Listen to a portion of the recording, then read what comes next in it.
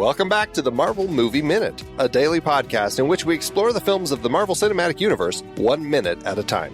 In this, our 5th season, we are looking at Joe Johnston's 2011 film, Captain America, The First Avenger.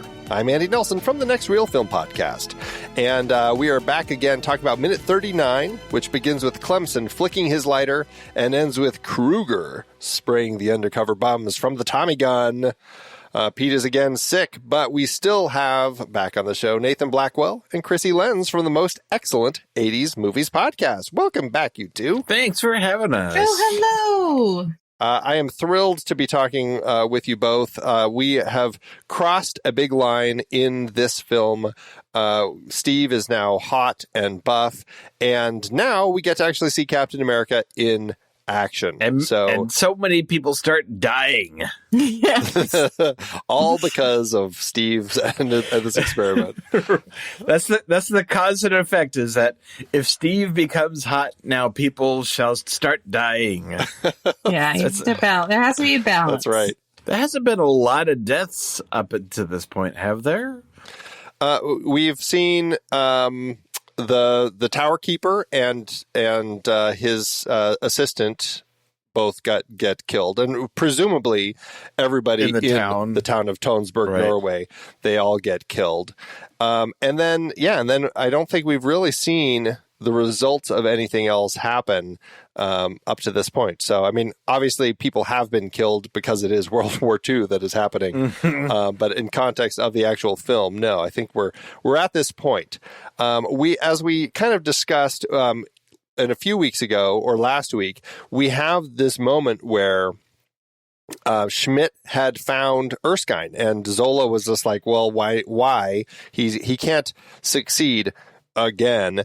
And they kind of reveal that, an order has been given. Something is going to happen to this guy. What is it, though? And this is the point where we find out, because the camera tilts down. We ended last minute on this creepy shot of Richard Armitage playing, well, I guess we can say at this point, he was playing Fred Clemson, the person from the Justice, or the Department of Defense, the Justice Department. Now I'm totally forgetting where he is or where he said he's from.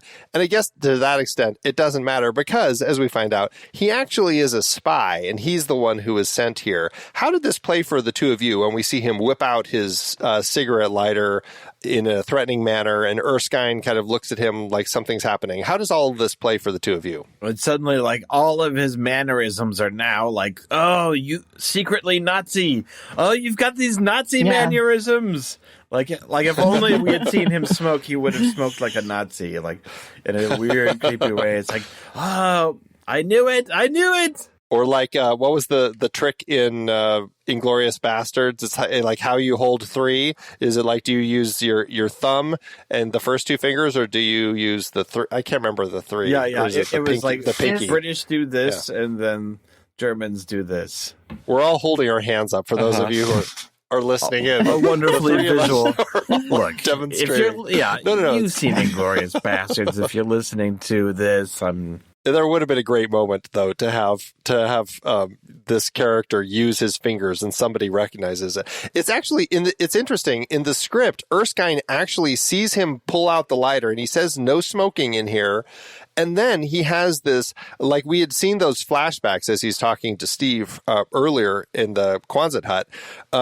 There's a moment where he goes back to his flashback, and he actually sees this character holding a gun during the experiment with Schmidt. So he actually sees him. He remembers him from that. I thought that was interesting, but also one of these things that we just don't need. I mean, do either of you feel like we needed anything else with this, or do we get everything out of the way it plays? No, I think we totally get where we wanted to go. Yeah, to me, I'm like, how did they not seriously vet every single, I get that there are no, metal detectors or whatever, but, give them a little pat down or whatever. It seems like they just let anybody in. Yeah, it makes you wonder, because especially somebody who says he's from the State Department, where he's, I don't know. I feel like it is one of those things where they would have realized, or checked credentials or something. Of course, I don't know what credentials people have, especially in the 40s. who knows? Maybe just the fact that you're saying that and you're dressed in a cleanly cut suit, people are like, oh, he must be serious. You're a white guy in a suit with a firm handshake, and they're like, it checks out. The sad realities of the times, for sure. So, okay, we go from this shot of him pulling out this cigarette lighter.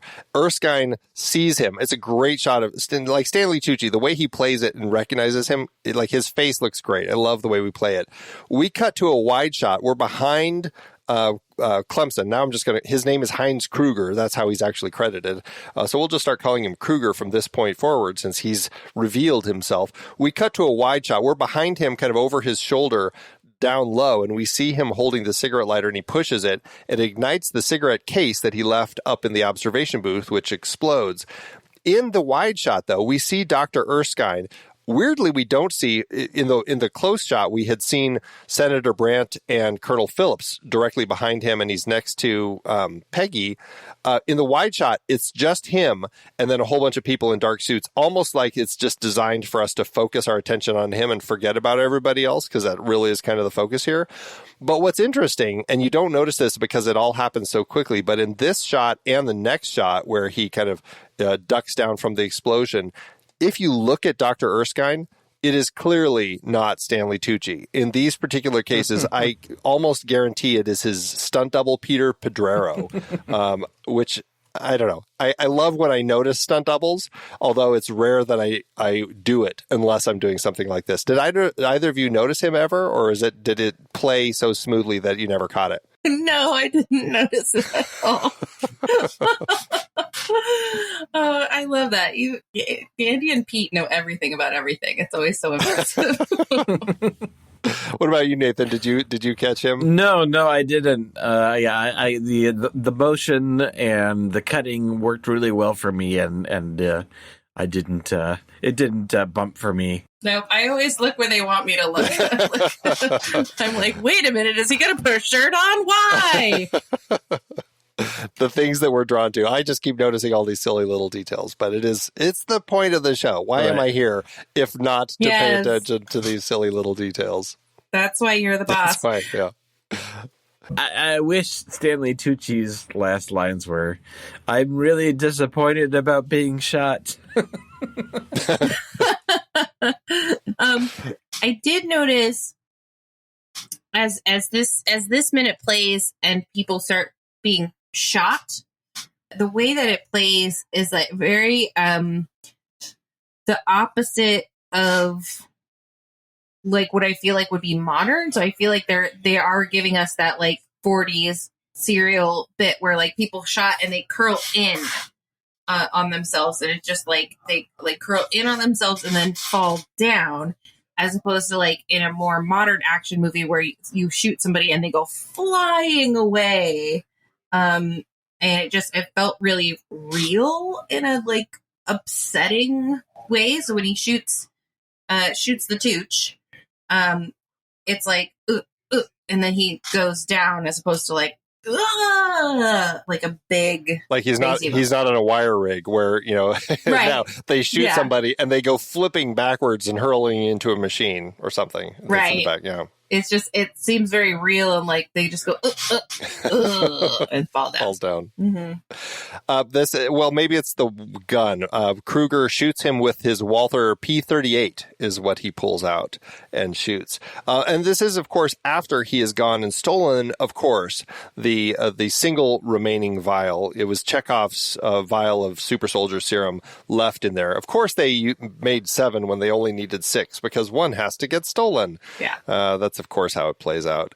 It is a nice little moment. I enjoy all of that, and you're right. It is played more simply than a lot of action beats in today's films, and so to that end, I think it works nicely. I do think it's funny though when he does get shot. There is like everybody's cowering from the explosion, and Erskine has stood up and said, "Stop him from stealing this thing." and it cuts after he's shot. It cuts to Kruger running up the stairs, and there's an MP soldier leaning up against the railing who's also there cowering and has not done anything. And I'm like, he was right next to the guy. He's the MP. He's a military police. He gets freaked out by needles. He's been pretty useless the whole time. I think that's exactly it. There's too much going on here. He wasn't wearing sunglasses. He didn't have the protection. He's having trouble. There's so many people in there. It's absurd that this guy is like grabs the one item in this room that everyone would be so protective of and just gets away. Like, yeah. Come on, Howard Stark. Jump him, throw something. Somebody do something. Somebody do something. That's right. It's also interesting that, you see when the explosion happens, there's also a great like reaction shot of like the group of people. You see Colonel Phillips push the senator down to protect him. You can kind of make out Steve Rogers under there only because his shirt is the tightest of all of the people who are crouching down. Peggy is next to him. But what I love about Tommy Lee Jones as an actor is this glass explodes and goes everywhere. He, of course, is the only actor who raises his head toward camera to look and see what's going on, because he, of course, is the one who has to show how tough he is as an actor. That, we've got all this glass raining down on this. I'm still going to make sure people see my face so they know it was me. Yeah. Mm-hmm.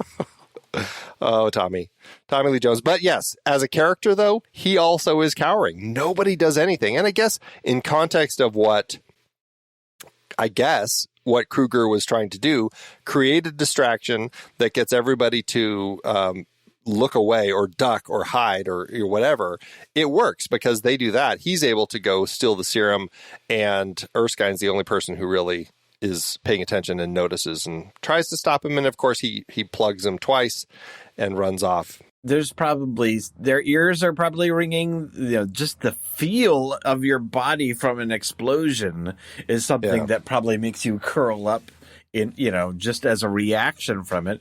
Everyone's just had a really long day, emotions were like way up.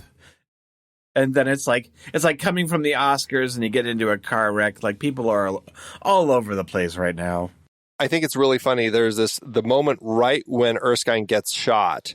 If you look at the way that it plays out, there is a politician. I mean, there are a bunch of people crouching. There's, I guess, I'm assuming he's a politician, somebody who had come down from upstairs, an old man who is screen left of Stanley Tucci, and he's kind of cowering down, and he raises his head up just as Stanley Tucci gets shot, and he opens his mouth. And at that exact moment, the sound team added in a woman screaming, presumably somebody like a nurse or somebody scared because of the bullets, somebody's shooting. But it's so funny, and it's, of course, one of these things that I just noticed, and I played it incessantly over and over again because it made me laugh so hard. But it happens right at the moment where this old man opens his mouth, and it makes it look like this old man is screaming like a little girl as soon as the gun fires. It's very, very funny. That's funny. He's no Tommy Lee Jones. He doesn't know how to take it. That's right. So Tucci drops. Luckily, I guess Tommy Lee Jones was ducking, or Colonel Phillips, I should say, because as we see the back of Erskine, those bullets made it all the way through. He's got bullet holes on his back. So presumably they might have, hit somebody back there, but luckily everybody was ducking. And then we have Kruger running up the stairs. Steve runs to Erskine. And at this point, he's not a soldier. And Peggy is the one who runs up. She pulls out her Walther PPK and starts shooting at Kruger as he's running up the stairs, hitting him in his right shoulder, and then he runs out. But Steve runs to Erskine and has a moment with him instead of pursuing. How does this play for the two of you as far as what we're learning with Steve, his relationship with Erskine, versus at this point jumping into soldier mode? How does all of this play? Yeah, that works for me because, you would immediately be Erskine is right in front of him and it looks like his light is fading. And there's also the presumption that there's a bunch of soldiers in this facility. Hopefully he's going to get caught by someone. It's it's not really my job Like, I feel like there's other people around, like, so yeah, you get that nice little moment where Stanley Tucci doesn't have enough life left in him, just enough to kind of point and to touch Chris Evans to make sure, yes, I did make you hot.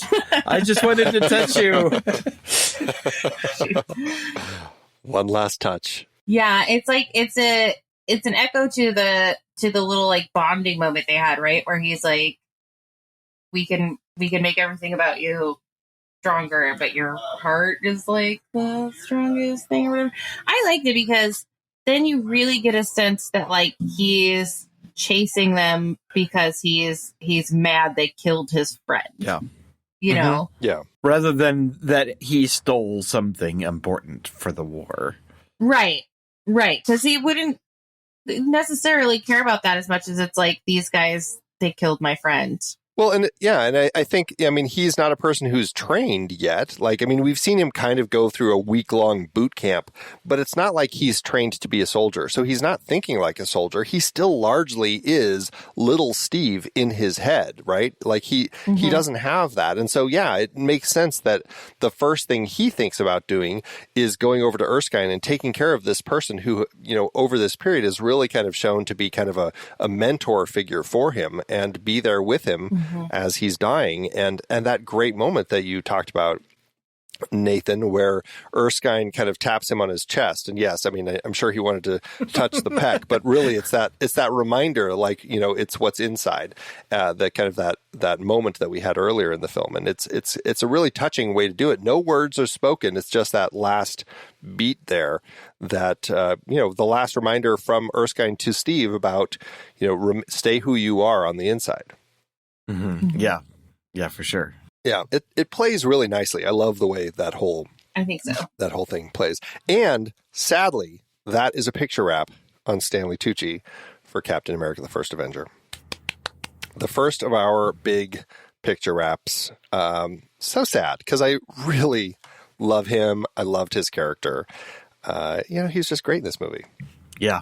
Are you two fans of Stanley Tucci in general? All about the Tucci. Do you have what's your favorite? What's your favorite Stanley Tucci film or performance?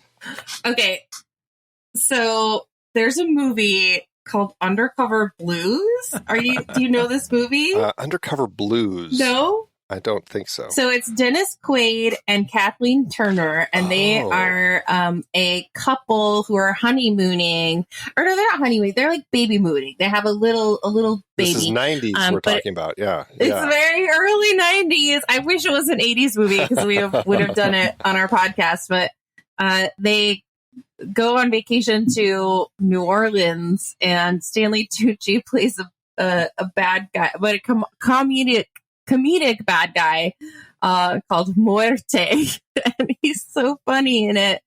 And so that's my favorite Stanley Tucci. If you haven't seen it, it's worth a watch. Wow. I don't think he weirdly became somebody that I started paying attention to, I feel like the late 90s, early 2000s. And so I don't think that I have seen much of him in the early 90s. So yeah, I'll have to check that one out. How about you, Nathan? It's been a while, but I remember really kind of like it was like really being aware of him after Big Night, which is just so good. It's like one of those great, like, I'm a big fan of like food movies, and that's one that I need to revisit for sure. But now he's just it's one of those things to where he's in so many things and he's always great. He always brings so much to anything he's in. Whatever the part is, big or small, I'm always appreciative of the Tooch. Mm-hmm. Well, he's one of those actors who has proven himself in small indie sorts of films, and even behind the camera, like with Big Night, into big studio films like this, or The Hunger Games, or The Transformers. Like he clearly just loves being in all sorts of varieties of projects, and I love that about him. Yeah. All right, so we're going to say goodbye, bid adieu to our sweet Dr. Erskine, and now we're going to follow Kruger as he runs out. He's holding his arm, but he still manages to shoot several MPs. What's funny is when he makes it up to that upstairs hallway, he's running down the hallway, shoots an MP. There's a scientist who starts coming out one of the side doors and instantly jumps back, like like he realizes what's happening and snap. Disappears. Yeah, he's like, "Yep, I'll just go back here." Wrong, yep. But then, as we see Kruger run up and he hits the secret button to open that bookcase door, it looks like behind him. I don't know if it's a private or what it is, but it looks like somebody who runs over to the MP who's been shot instead of like trying to take Kruger out. And I'm like, well, isn't that backwards? Like, why aren't they trying to stop this guy? I mean, I get it. He's trying to help the person who is injured, but still, it's like, isn't at this point your goal to stop the person first and then we'll treat everybody who is hurt? To keep passing the buck. Yeah, nobody does a good job. Nobody does a good job of like stopping this guy from stealing the one thing. And like, everybody's just like, oh, shoot, we didn't think someone bad might show up. Where's my gun? Like, they all do. They were terrible. relying too much on Machine Gun Grandma upstairs. and she did great. She did the best out of all of them. She was ready, at least, yeah. But she stood in the wrong place. Like if you're going to do that, and this is, of course, we're running back up to the antique shop. This is the antique store owner, or AKA Agent X-13, according to the comics. She has the Tommy gun and she's ready to shoot at him, but stands right in his path so that he can just shoot her first. It's like, if you're going to do that, at least like stand to the side or something so that you make it harder for him. But he shoots her. She, of course, hits the trigger and blasts into the ceiling, killing everyone on the second floor. Everyone on the second floor. And he takes her Tommy gun and runs out the door. And we should say, at this point, we see Peggy Carter. She is pursuing him. And we also saw Steve get angry. You won't like Steve when he's angry. And we're going to find out why as we run upstairs. His signature catchphrase. That's right. I want them all to share each other's catchphrases. Like, they can do that, right? Yeah. I'd love to have Steve say, "You won't like me when I'm angry." I think it makes sense in this case. He originated all the catchphrases, and then one by one, he kind of like gave them out as he trusted them. Yeah. Right. This is for you, Bruce. That's what you have to do as a good leader is be willing to share and make sure everybody has a good catchphrase. Mm-hmm. I'd like to see like a little catchphrase book where he's working on writing them all out and coming up with them. It's like, I could do this all week. No. Let's see, what can I say? No. I could do this forever. No. I could do this all day. Yes, that's it. Like really he's workshopping them. Yeah, he has to workshop these things. So we see Kruger run out. He totally shoulder checks this old guy, which is kind of funny. Well, this he old just guy shot Grandma. down. At that point, there's no more barriers left. Right. He just doesn't care anymore. And then he screams for his driver and his aide. We had seen these two earlier. We saw a bunch of suspicious people outside. Now's the time to talk about them. So the driver is Fabrizio Santino and Kruger's aide is Sergio Covino. The aide and Kruger both yell for each other. It sounds like Kruger says, Thomas. It's hard to tell what he says, but that's kind of what it sounds like. And then it sounds like Thomas says either now or Schnell or something, trying to get, they're working together. Now we get these two undercover bums that were on the other side of the door. These were the other suspicious people that we had seen. They are the most, and again, just showing how inept and ill-prepared all of these people are. The two undercover bums, who presumably their whole job is to make sure that everything on the outside is kept safe. Mm-hmm. We have this guy running out. We just heard bullet shots from inside. They do nothing until Kruger's aide starts shooting at them. Once the aide starts shooting at them, that's when they start returning fire. It's like, what are these guys? They're so... They might have been in the middle of a transaction. Got to keep up their cover. They were doing something. They're like, no. We still have to look like bums. Yeah. It never crossed anyone's mind that someone would try and steal something. They're all just completely caught unawares. Clearly. It's embarrassing. It is really embarrassing. It's their first day. They were still in training. Yeah. Like there was only supposed to be one bum. One guy was actually training the other on his first day.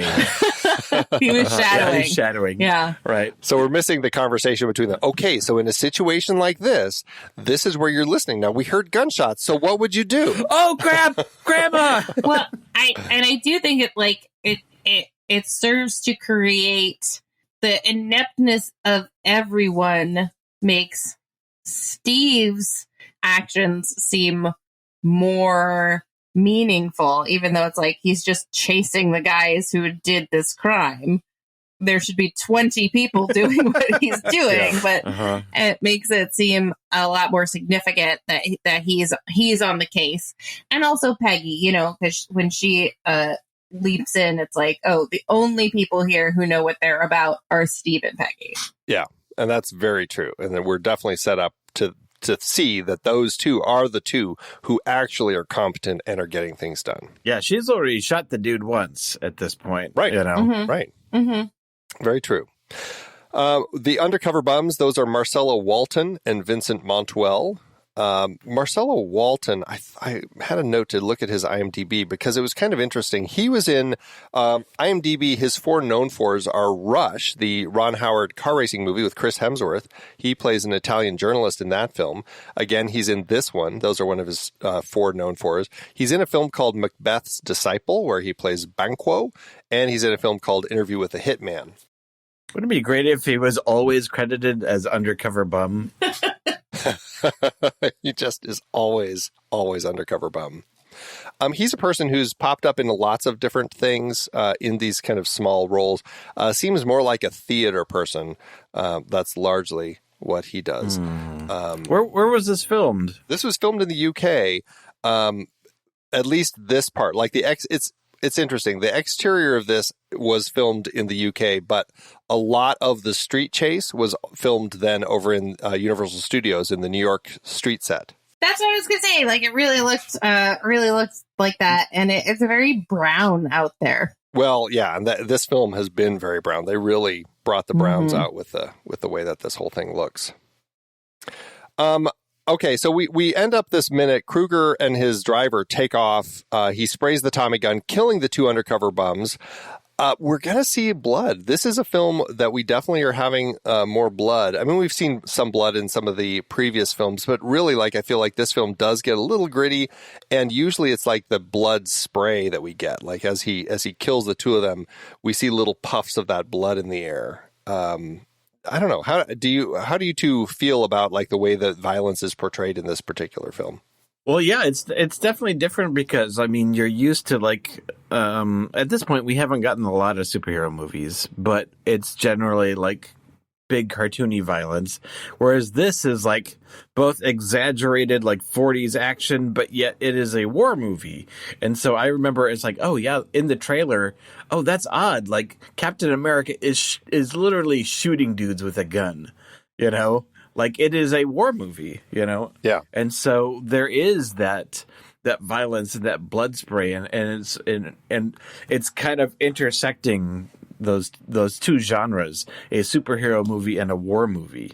And there's that part of you that just has to reconcile and calibrate your expectations, especially when you see Grandma getting totally plugged. Yeah. I agree. Yeah. It felt realer than a lot of the other Avengers type violence. Yeah, more to the ground. It's like eventually with superhero stuff, you get to the point to where it's the villains are almost as godly as the heroes. Oh, we've got to send robots and mythical things at it. And this right here, where everyone is human, and then you start to get these tiny little super people starting to pop up, but it's more or less just people versus people using their people weapons, and so it's a lot more on the ground shooting with guns and knives and things like that. Mm-hmm. do you both enjoy the fact that for this particular story, this origin story, we went back to the 40s? Do you think that they could have done a Captain America origin story where it is set in 2011? Or do you feel like this was the way to do it? This was the way to do it. Yeah, I feel like, because I really like the man out of step with time with Captain America. You've got to give him something. And then it's also just, it puts him in such a light of his mentality of selflessness, and it's like you could have had him be a soldier who was in Afghanistan being a patriotic hero, but then you would have probably added in your own 2 cents to it, your own like cynicism. It's like, well, yeah, your own kind of commentary of what that means. But to have him come from a simpler time when America meant one thing and heroics meant that something else, that it was more of a, let's say a virginal time for what heroism meant, rather than a more complicated shades of gray of what like patriotism meant. I feel like that was significant, and plus it's just a really cool different kind of approach and setting to put it in the 40s, to put it like 70 years ago, that you get a much different kind of visual imagery and palettes and things like that, and how you can kind of tell the origin of all superhero stories with going further back in time. I agree with everything Nathan said, as always. I think something that Marvel does successfully is that they have a lot of the movies have this different feel to them, so they don't end up all being the same, because they're all the same when you really boil it down.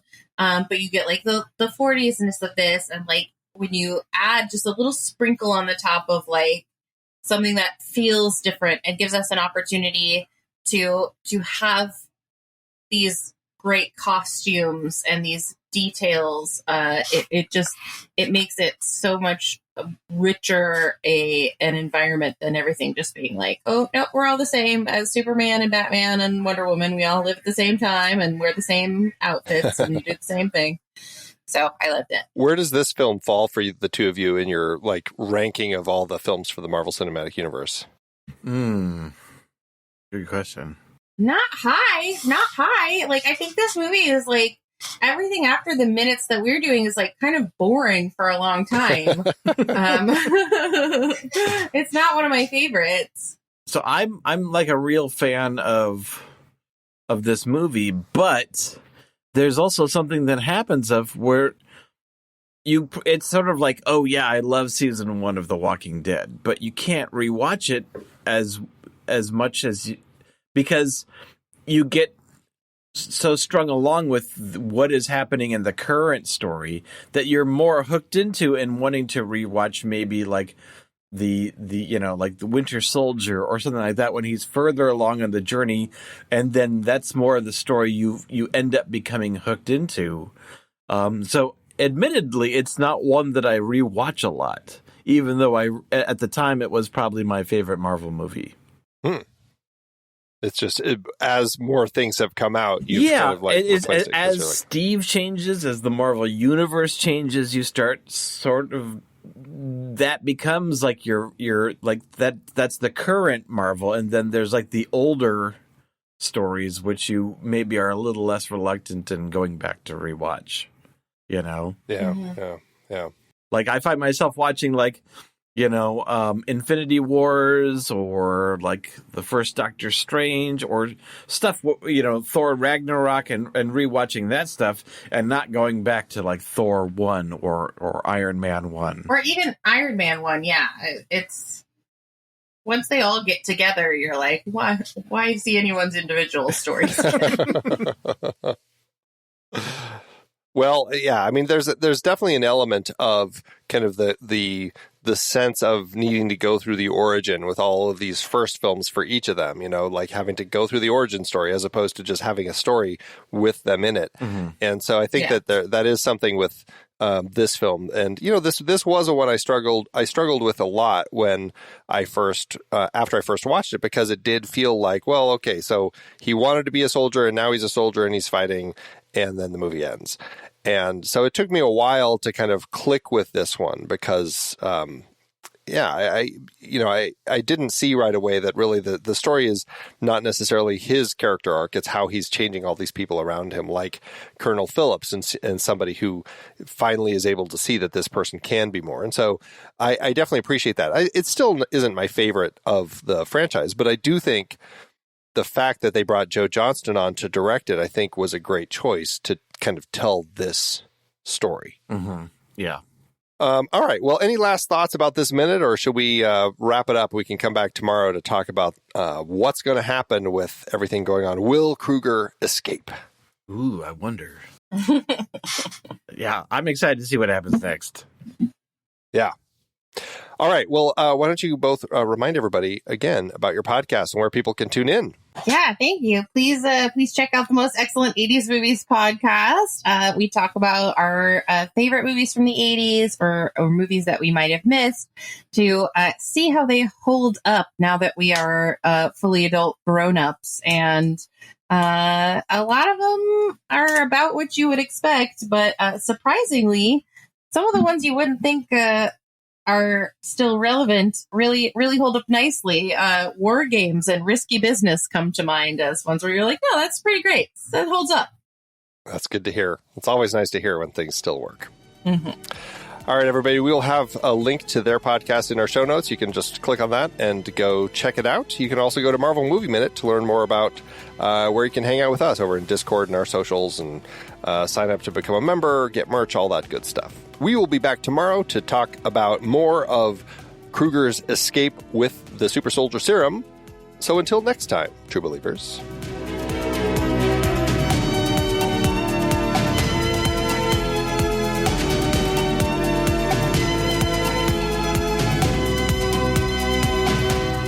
Marvel Movie Minute is a production of True Story FM. Engineering by Andy Nelson. This season's music is Spread the News by Anthony Vega, and this season's show art is by Winston Yabo. Find the show at truestory.fm, and if your podcast app allows ratings and reviews, consider doing that for this show.